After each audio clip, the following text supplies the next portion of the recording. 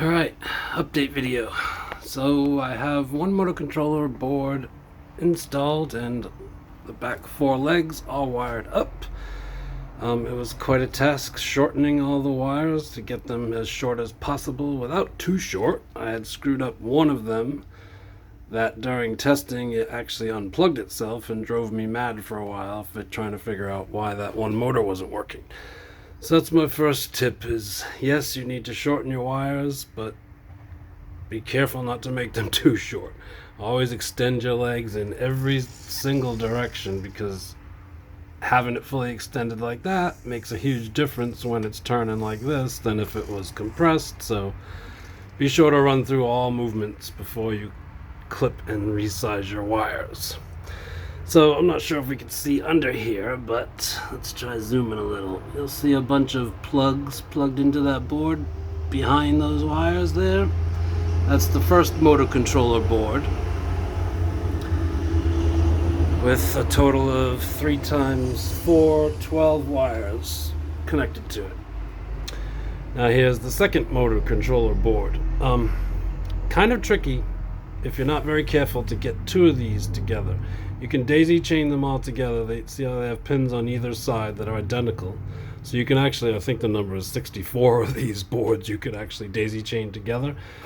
However, if you're not extremely careful to make sure you do not mix up any of these leads and make sure none of these leads are loose, because you're passing a lot of power through just one of these leads for the voltage. If that one's loose or jiggles or what have you, I actually burned out one of these boards already. Not fully, which was odd. I dealt with Adafruit's support team for a while trying to figure out what I did, but we just couldn't. It seems to be something with the bus, because if I plug it into a Mega, which has dedicated SCL and SDA pins, it works fine. But when I plug it into anything that doesn't have dedicated pins, it does not work. So, weird. But anyway, this is another one, the new one that I have. So we're going to install this in its space right there, which is going to be kind of tricky to do one-handed, but I really wanted to show some sort of assembly behind all this. And you can see there in the middle that sits between this board and its sister board on the other side is the 5-volt regulator. So let me try and do this without looking through the camera. Oh, another tip is, wherever possible, use plastic standoffs, or nylon I should say, because they're non-conductive, because you can look how close this standoff is to that ground pin. So yes, many standoffs are aluminum like this one, but some are brass, and don't know what other cheap Chinese ones may be made out of, so I would not use any metal standoffs anywhere close to the boards. I use these nylon ones. And for the record, that quote-unquote cheap Chinese dig was nothing racial whatsoever. Just thought I'd say that. Alright, so yes, I'm not going to try and put this on there by holding the camera, but that'll go on top of there and hold this all nice and steady. The other pin goes right on here. One-handed magic. I shouldn't complain, because most of working on this is one-handed anyway, because it's very tight, not much room in there to do much. So there we go.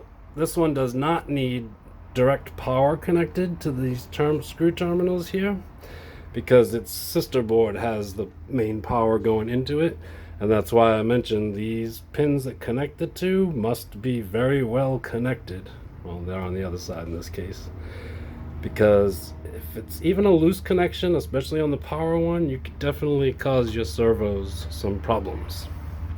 So there we go. So I'm going to mount that on better with the standoffs, and then I have just 2 legs, 3 motors each, to go ahead and take each wire, which is really a set of 3 wires, and shorten it to the length that I need, with obviously putting its terminals back on the other end. In most cases I end up taking about 2-3 inches of wire off.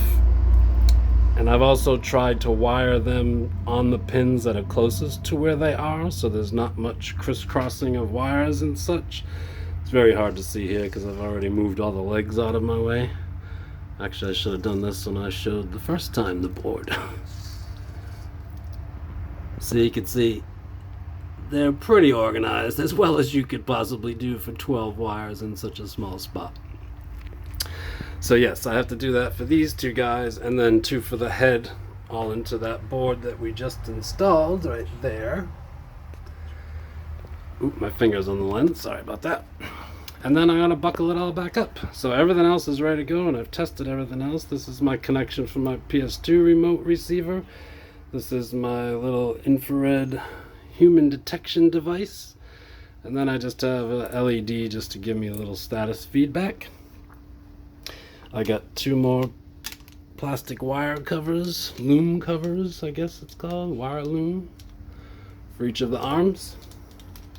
Bunch of zip ties to wrap everything up, and yeah, this is the Ps2 Remote, not real PS2, of course, Lynx Motion, which is a robotics company.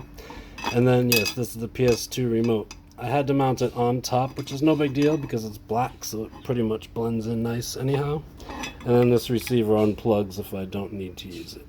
And it's only held on with two standoffs if I want to take it off. So this basically, as you've probably seen in previous videos, will go right there when it's all buckled up. And hopefully we'll see very few of these wires. I think I may even actually go the... Damn, put my finger there again. I may actually go the vain route of taking a black Sharpie to these white wires too, because I know it's going to annoy me. I have OCD in a lot of different ways. So there we go. Next time I shoot a video, it very well may be walking on the ground. I still have my volt and amp meter connected here because I have replaced the 12 volt regulator under there with a smaller one and less adjustable. I have to adjust it with a screwdriver, which means it won't get adjusted by accident and blow up my motors. So it's a much better regulator, much smaller as well, but I just want to monitor it for a little while, make sure it carries the amperage I'm going to need to sometimes fire all the servos at once. Alright, so yeah, stay tuned for the next video when she should be taking her maiden walk voyage. Thanks for watching.